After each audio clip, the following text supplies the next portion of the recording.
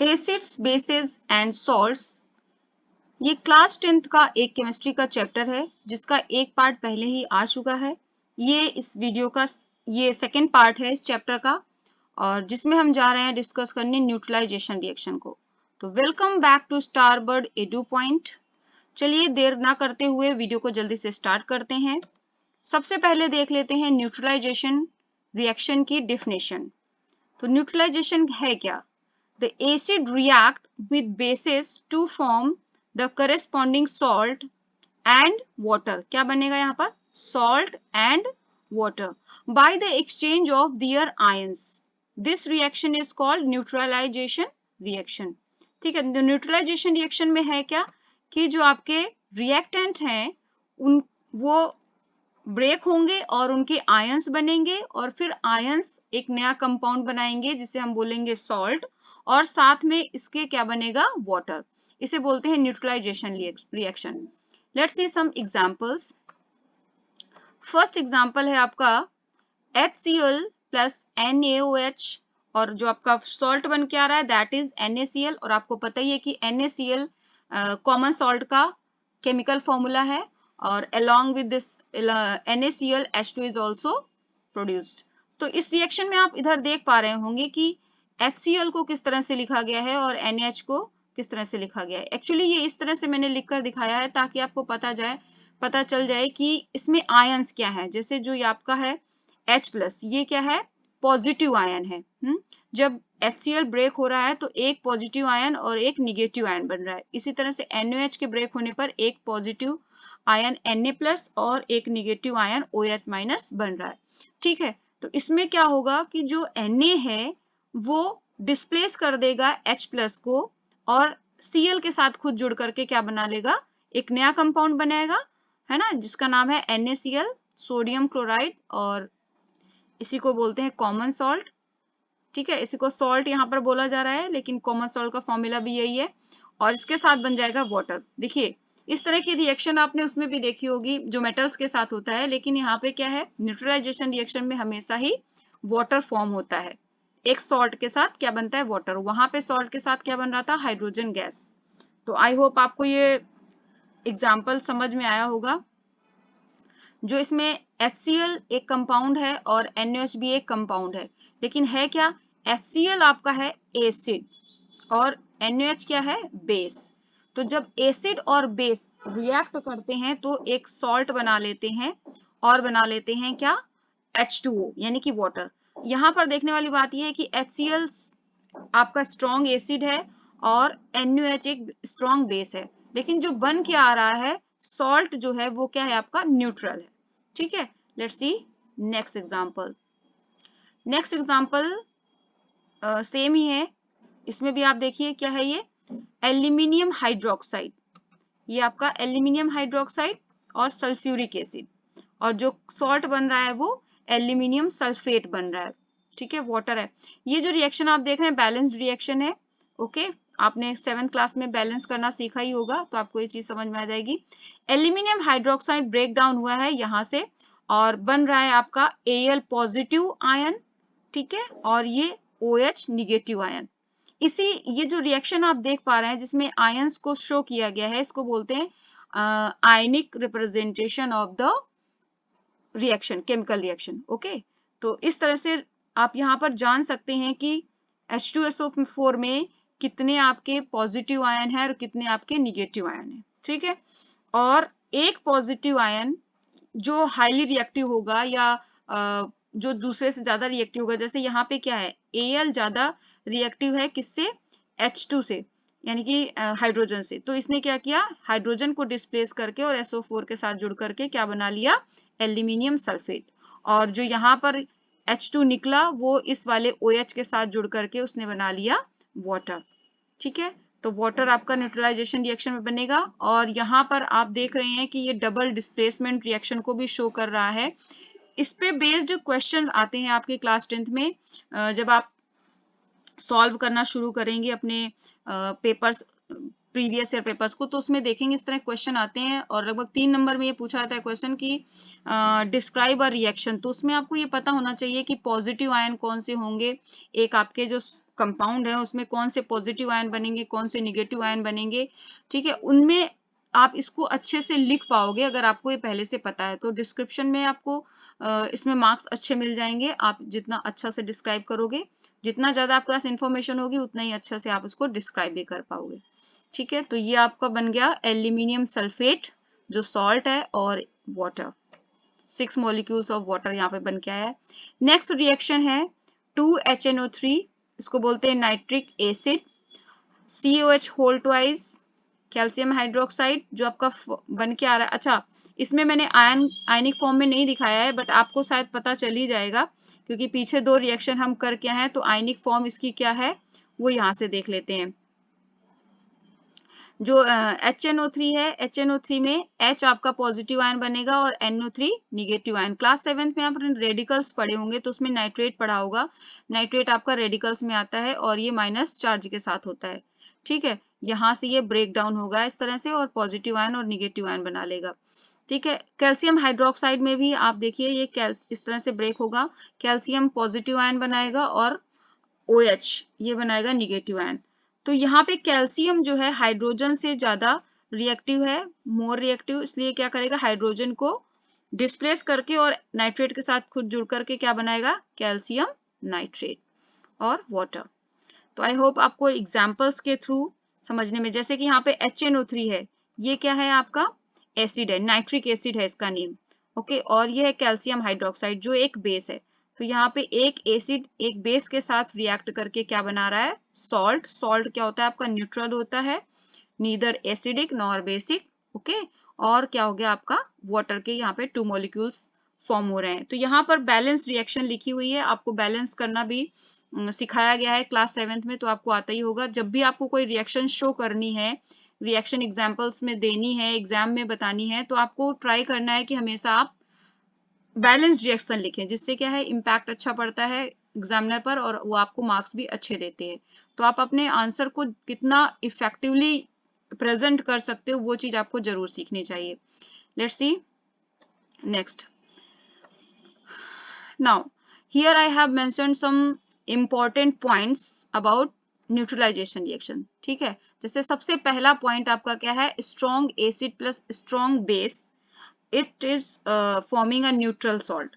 देखिए यहाँ पे बताया मैंने, ये है यहाँ पे मैंने 4 पॉइंट इंक्लूड किए हैं कि आपने जब इस चैप्टर को पढ़ा होगा तो आपने पढ़ा होगा कि स्ट्रॉन्ग एसिड होते हैं, स्ट्रॉन्ग बेस होते हैं, कुछ वीक एसिड भी होते हैं और वीक बेस भी होते हैं।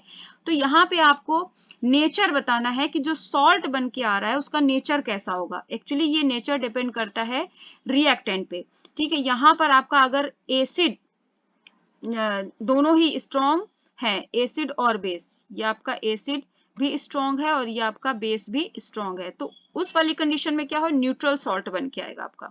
नेक्स्ट रिएक्शन देख लेते हैं। नेक्स्ट रिएक्शन में देखिए क्या दिया हुआ है कि अगर आपका एसिड वीक है और आपका बेस भी वीक है तो क्या बन के आएगा, तो भी न्यूट्रल, क्योंकि दोनों ही वीक है तो क्या बन गया न्यूट्रल बनेगा। सॉल्ट जो आपका होगा उसकी टेंडेंसी या जो नेचर होगा वो क्या होगा न्यूट्रल। बट नेक्स्ट रिएक्शन में आप देखिएगा, देखिए यहाँ पे क्या है, एसिड आपका स्ट्रॉन्ग है लेकिन जो बेस है वो कैसा है वीक है, सॉरी। तो स्ट्रॉन्ग एसिड और वीक बेस जब मिलेगा तो नेचर जो सॉल्ट का वो होगा एसिडिक, यानी कि जो स्ट्रॉन्ग है वो अपना इम्पैक्ट बनाए रखेगा सॉल्ट के ऊपर भी। तो आपका एसिड जो सॉल्ट जो होगा वो एसिडिक नेचर का होगा, ठीक है, उसमें कुछ एसिड्स की प्रॉपर्टीज दिखेंगी। नेक्स्ट में भी आपको यही देखने को मिलेगा कि एसिड अगर आपका वीक है लेकिन बेस स्ट्रॉन्ग है तो जो नेचर होगा सॉल्ट का वो कैसा हो जाएगा बेसिक नेचर। तो हमने यहाँ पे क्या ऑब्जर्व किया, जो स्ट्रॉन्ग है वो अपना इम्पैक्ट सॉल्ट पर बनाए रखेगा, ठीक है। तो इस तरह से आपकी ये पॉइंट्स हैं जो आपको रिमेम्बर रखने हैं। ये वाले पॉइंट भी आपको जब आप रिएक्शन को डिस्क्राइब करोगे उसमें आपको बहुत ज्यादा हेल्पफुल होंगे। जो आपके बोर्ड एग्जाम होंगे उनमें इस तरह का क्वेश्चन जरूर आता है, तो ये सारे पॉइंट्स इंक्लूड करते हुए आपको उसमें अप्लाई करने हैं और आपको अपने आंसर को इफेक्टिव बनाना है, ओके। तो सारे ये पॉइंट्स याद रखिएगा। नेक्स्ट टॉपिक है आपका applications of neutralization reaction. Daily life में हमारी ये किस तरह से अप्लाई होता है न्यूट्रलाइजेशन रिएक्शन, वो यहाँ पर हम जानेंगे। इनके बारे में ब्रीफ जो है इंफॉर्मेशन आपके पास होगी, क्लास 7th में पढ़ाया गया है पहले भी। तो लेट्स सी, फर्स्ट है आपका when there is over secretion of HCl in the gastric juice. Gastric juice आपको पता है ना, स्टमक में होता है, okay, of the stomach, a condition called acidity.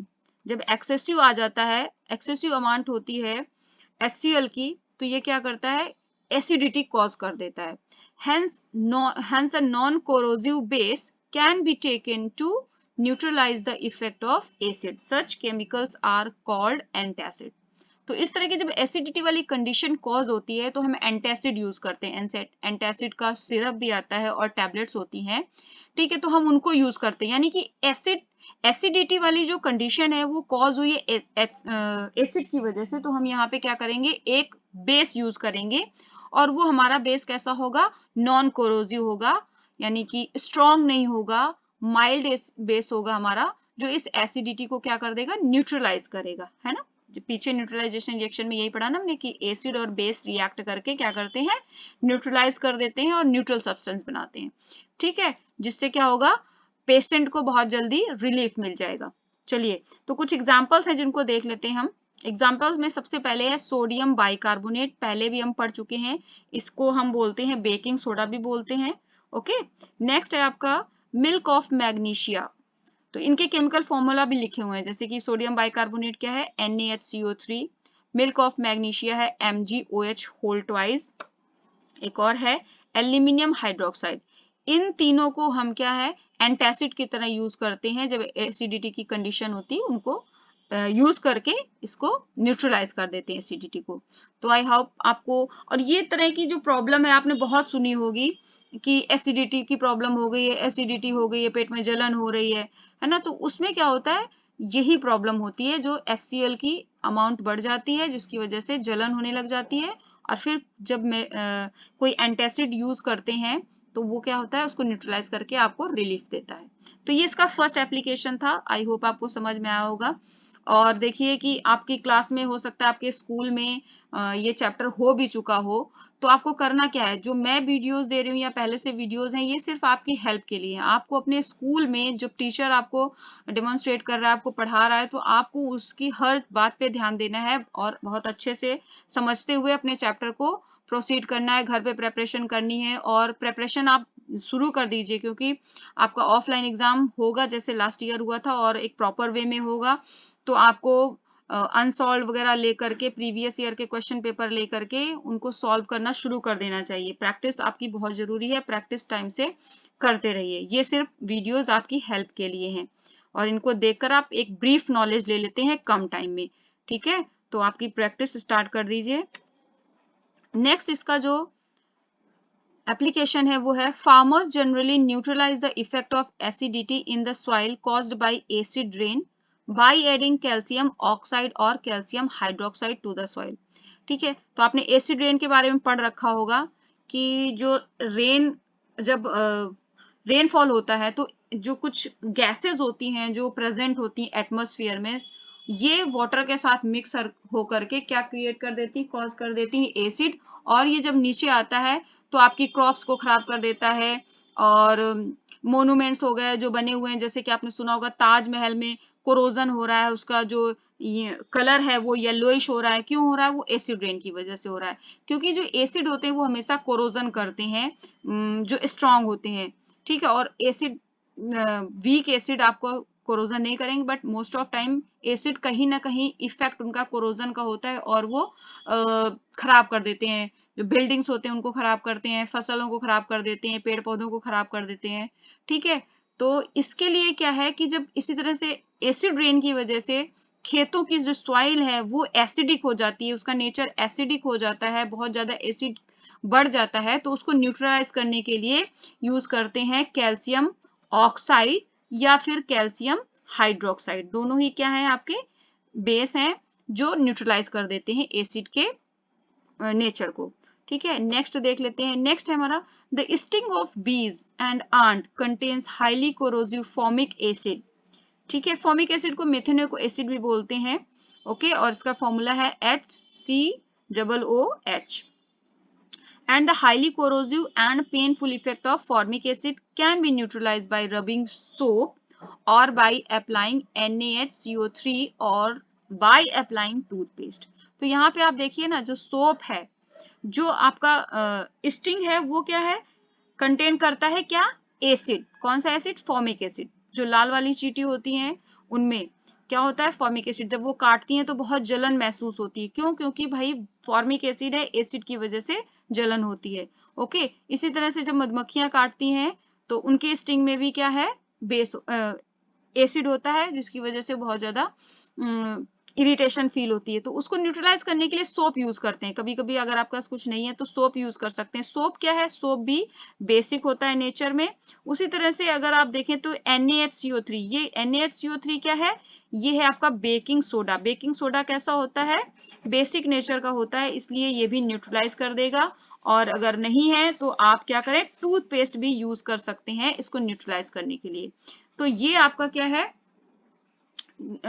Acidic nature जो है उसको खत्म करके क्या कर देगा, न्यूट्रलाइज कर देगा, जिससे आपको रिलीफ मिल जाएगा बहुत जल्दी। तो आई होप आपको ये एप्लीकेशंस भी समझ में आ रहे होंगे। चलिए नेक्स्ट देख लेते हैं। नेक्स्ट में आपका एग्जांपल लिया है, the sting of wasp contains an alkali and the poisonous effect of the alkali can be neutralized by applying weak acids like lemon juice or vinegar। ठीक है, तो यहाँ पे हमने वैस्प को लिया है। वैस्प क्या है हमारा, ये एक तरह की मक्खी टाइप होती है, लेकिन ये क्या है, मधुमक्खी से अलग होती है। इनको आप डिफरेंट कलर में देख सकते हो, कभी कभी येलो भी दिखती हैं, जो नॉर्मली घर के आसपास दिख जाती हैं। तो इनका जो स्टिंग होता है वो क्या कंटेन करता है, एल्कली। एल्कली क्या होते हैं, आपके बेस होते हैं। एल्कली वर्ड आपने सुना होगा 7th में, एल्कलिस वर्ड सुना होगा। ठीक है, तो एल्कली जो होते हैं एक बेस ही होते हैं ये भी, और जो ये कंटेन करती है ये बहुत ही पॉइजनस होता है। बहुत ही का मतलब क्या है कि पॉइजनस इफेक्ट होता है, जिससे कि वजह से इरिटेशन फील होती है। तो यहाँ पर इसको न्यूट्रलाइज करने के लिए क्या लेंगे भाई, बेस है तो हमने कोई एसिड ले लेंगे। तो यहाँ पर हम नॉर्मल एसिड यानी कि वीक एसिड, जो कि नेचुरल एसिड होते हैं, वो लेते हैं। तो एग्जांपल के लिए जैसे लिया गया है लेमन जूस। लेमन आपका एक नेचुरल सब्सटेंस है और इसमें सिट्रिक एसिड होता है। इसी तरह विनेगर है, विनेगर में आपका एसिटिक एसिड होता है, जो ये क्या करेगा, इस बेसिक नेचर को न्यूट्रलाइज कर देगा और रिलीफ मिल जाएगा। ठीक है, तो इरिटेशन से रिलीफ मिल जाएगा, ये सबसे अच्छा तरीका है इसका। तो यही इसके 4 एप्लीकेशंस हैं जो आपके न्यूट्रलाइजेशन रिएक्शन से रिलेटेड हैं। तो आई होप आपको वीडियो आज की अच्छी लगी होगी, आपको समझ में भी आई होगी और आपके लिए हेल्पफुल भी होगी। मैं ऐसा मानकर चलती हूँ, मैं ऐसी उम्मीद करती हूँ कि आपके लिए हेल्पफुल होगी। तो आप मेरी वीडियो को शेयर जरूर कीजिएगा अपने फ्रेंड के साथ, उनको भी इससे बेनिफिट मिले।